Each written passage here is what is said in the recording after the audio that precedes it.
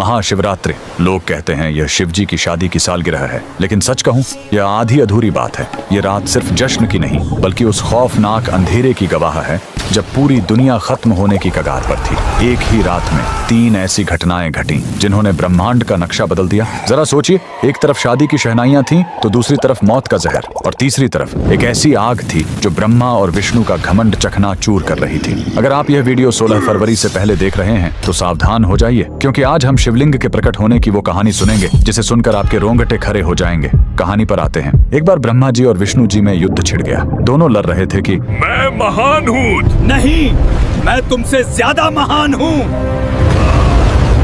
उनका यह घमंड जब दुनिया का संतुलन बिगाड़ने लगा, तब अचानक उनके बीच एक विशाल अनंत अग्नि स्तंभ प्रकट हुआ। वह आग का एक ऐसा खंभा था जिसका न कोई शुरुआत था न अंत। उस स्तंभ से एक भारी आवाज आई, जो मेरे आखिरी सिरे को खोज लेगा वही महान होगा।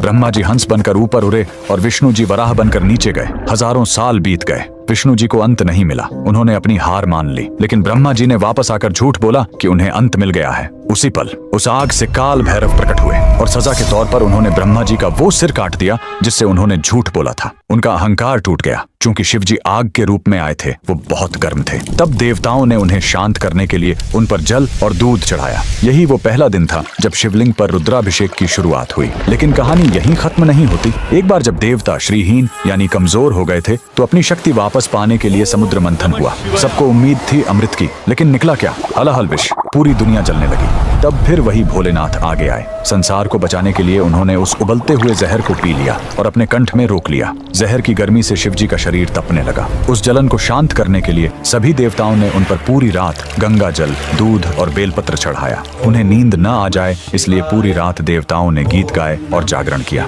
यही वजह है कि महाशिवरात्रि पर हम पूरी रात जागते हैं। लेकिन रुको, यह रात इतनी डरावनी भी नहीं है। इसी रात प्रेम की जीत भी हुई थी। जब माता सती ने अपने प्राण त्यागे थे तो शिवजी पूरी तरह टूट गए थे। वो वैरागी बन गए, दुनिया छोड़कर समाधि में चले गए। तब माता सती ने पार्वती के रूप में जन्म लिया। उन्होंने हजारों साल तक कठोर तपस्या की, सिर्फ अपने शिव को वापस पाने के लिए। आखिरकार भोलेनाथ पिघले। इसी महाशिवरात्रि की रात वो वैरागी फिर से दूल्हा बना और शिव शक्ति का मिलन हुआ। तो इस 16 फरवरी जब आप शिवलिंग पर लौटा भर जल चढ़ाएं, तो याद रखिएगा, आप उस आग को शांत कर रहे हैं और उस जहर के दर्द को कम कर रहे हैं। कमेंट में लिखें हर हर महादेव